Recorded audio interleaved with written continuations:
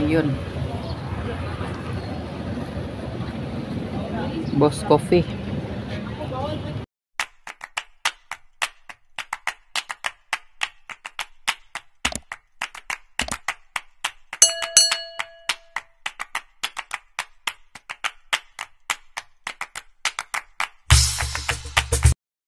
What's up guys? Let's have a snack. So galing tayong Bulwagan. Yan. Honey salad. Kami ang naging guardian ng aking first cousin doon sa Bulwagan. Ano hearing nila?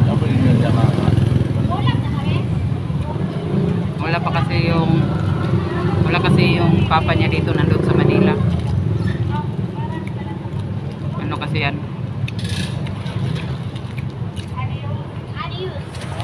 Hindi ko rin kilala yung ma'am. Kanara, may tagnaa. Yung mga pulis na nakapalo na magali. Gusto lang taon na silang itanaw. Wala na eh.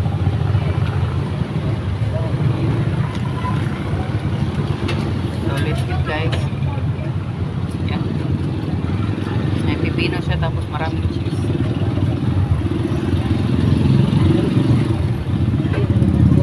Grated cheese at carrots.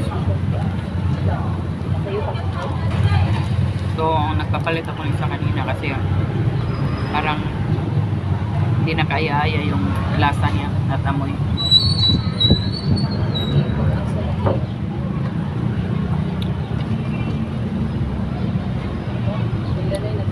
Hangin dito.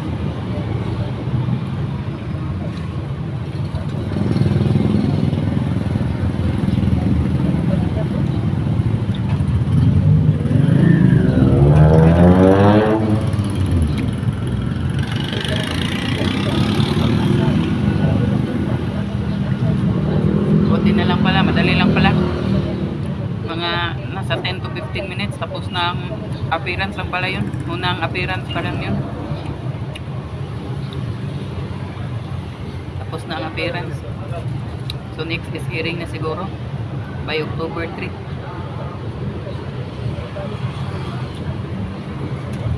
So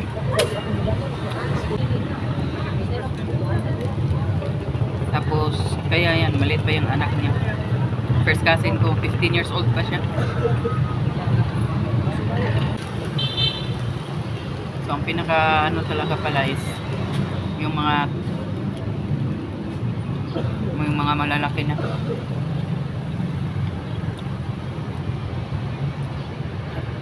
Tatlo din sila, tatlo.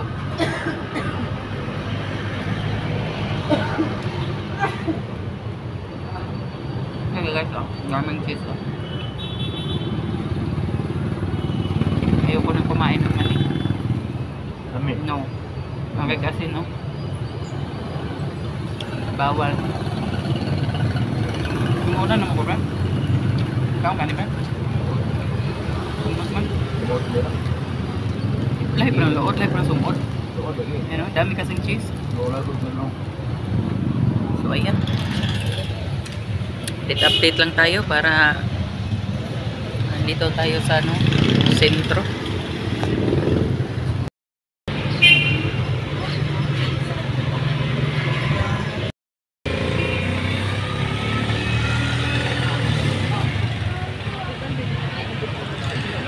So yan lang muna guys dahil hindi ko na maubos ang aking pagkain dahil medyo naumay ako.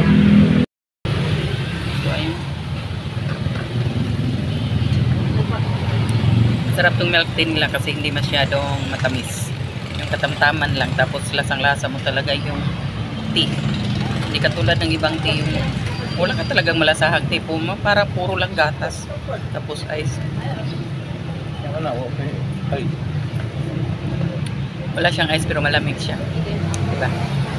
Okay lang siya.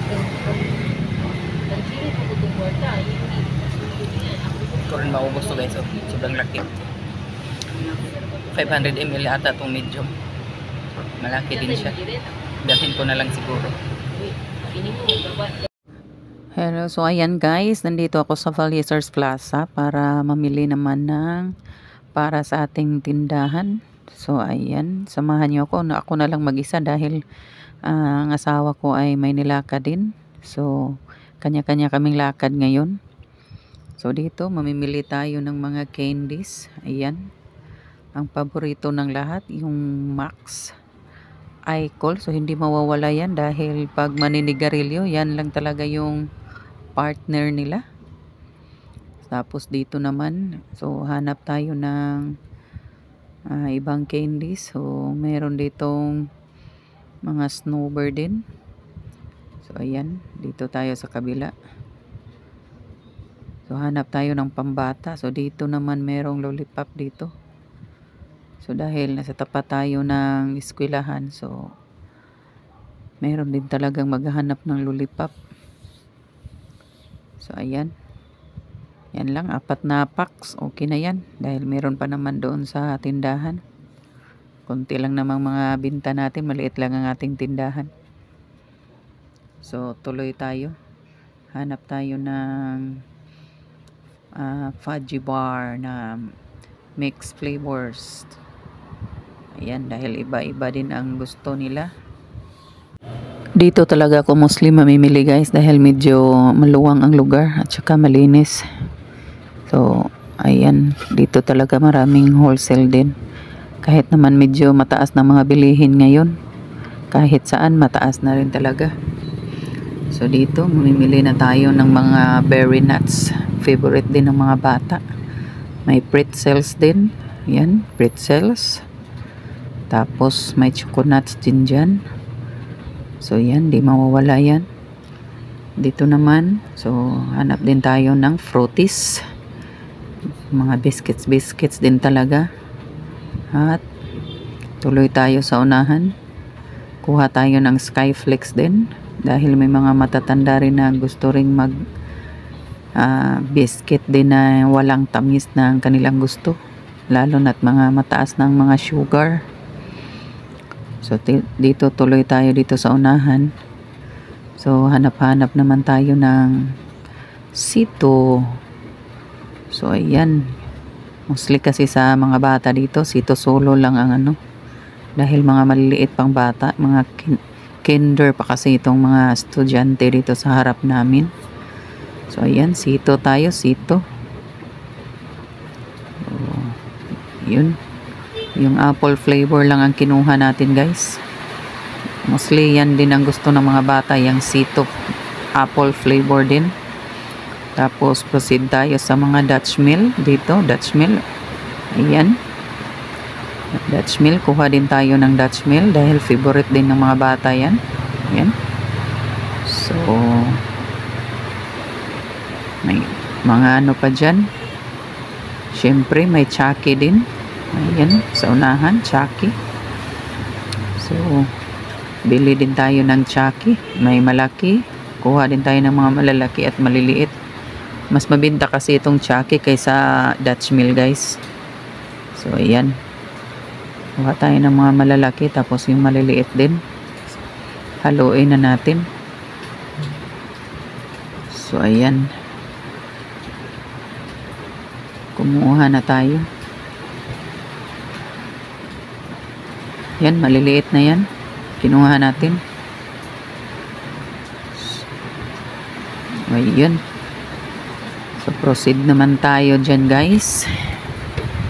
Pasensya na kayo dyan. At nag-voice over lang tayo dahil may music sa Valisers. Mahirap na. May kalaban palagi. Diba? Play safe tayo ngayon. So, tuloy-tuloy lang tayo. Dito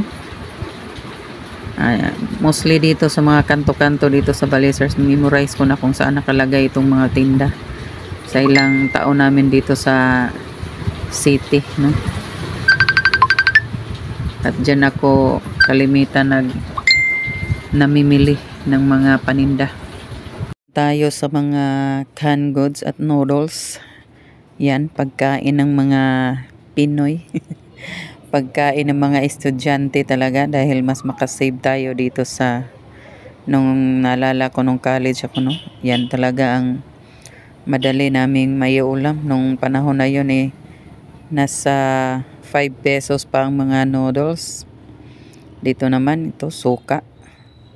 So mostly itong brand na to ang bibilhin ko dahil mas mas fast moving kaysa ibang brand. So bibili lang ako ng konti ng ibang brand pero ito talagang binibili ko, guys. Fast moving. Mabilis tumakbo. So ayan. Kuha din tayo dito. So yan, paulit-ulit lang ang ginagawa natin pag may munting tindahan tayo. So kahit minsan pagpupunta ako kahit wala akong listahan, so memorize ko na kung anong kulang sa tindahan. Pero mas maigi naman din yung may listahan ka kasi mas mabilis mong makita o mas mabilis kang matapos dahil alam mo na kung anong mga bibilhin mo. At hindi ka ma-over din pagkadating sa counter dahil medyo alam mo na kung magkano ang mababayaran mo.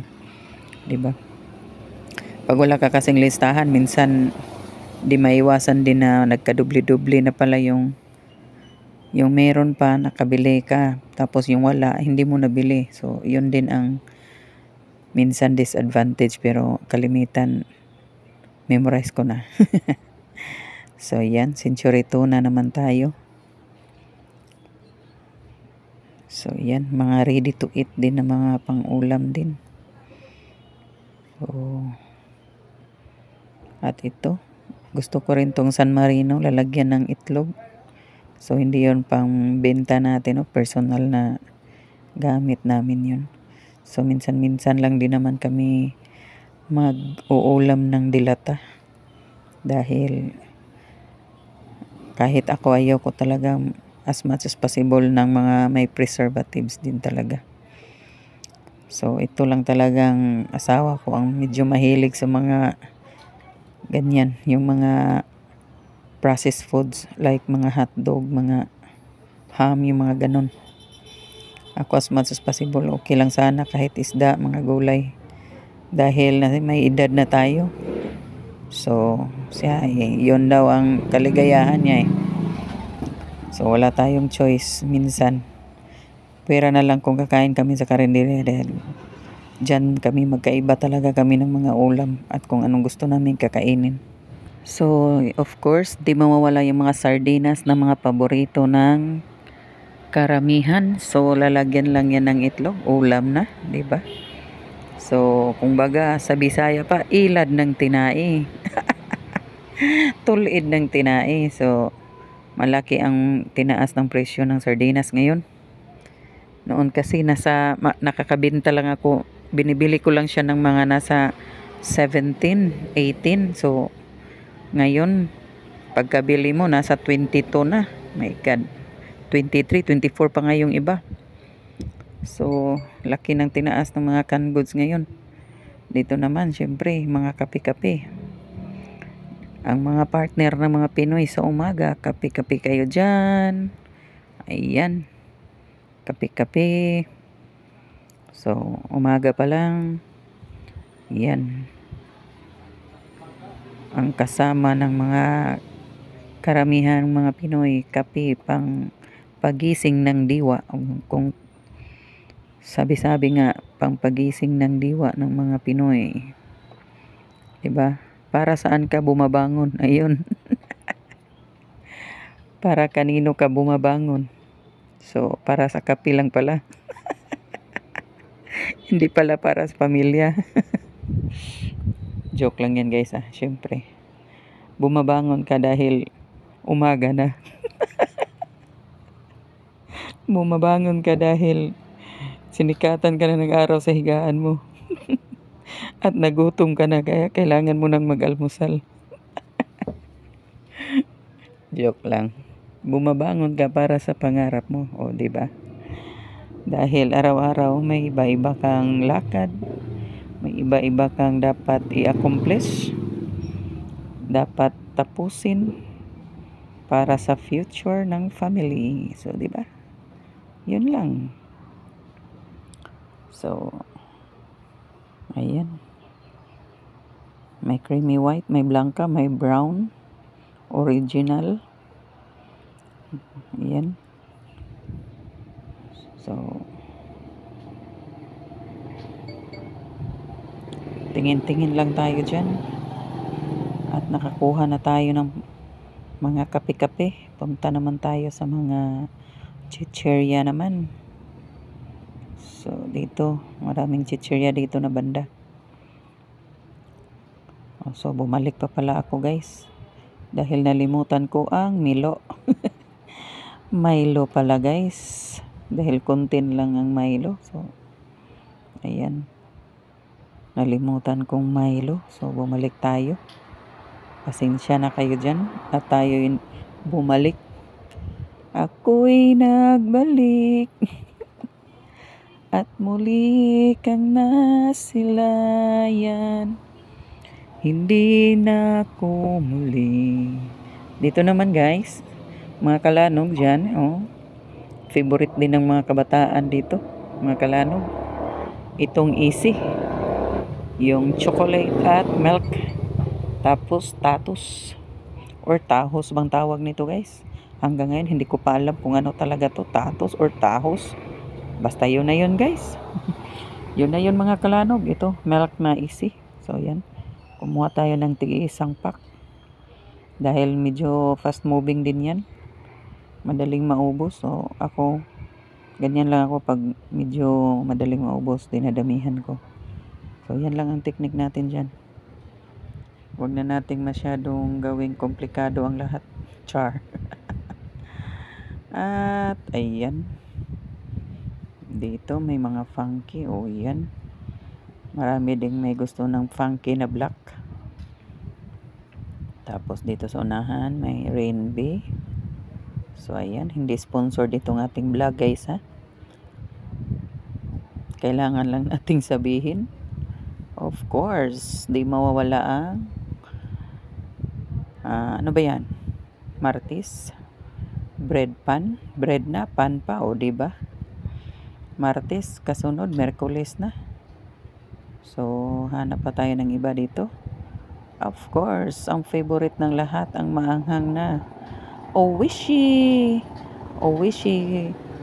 Kung sa Bisaya o sa Tagalog pa, masarap. Owishi. Iwan ko kung tama ba ko guys. At ito.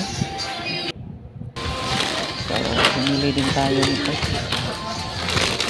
So, ayan, counter time na. Dito tayo pinakabahan palagi guys. Baka ma-sure tayo. Baka ma-sure tayo. Natin pinamili natin. Tayo ng balikyan po. Yan. Tapos may isang karton dun sa likod. Ayan. Ayan, pauwi na tayo dahil ano na, 11 AM na. Hindi pa tayo nakapagbukas ng tindahan. Tayo ay magdi-display pagkarating at mag-open na dahil ang isa ay may laka din. Ayan lang guys, bye bye, thank you for watching. Vlog.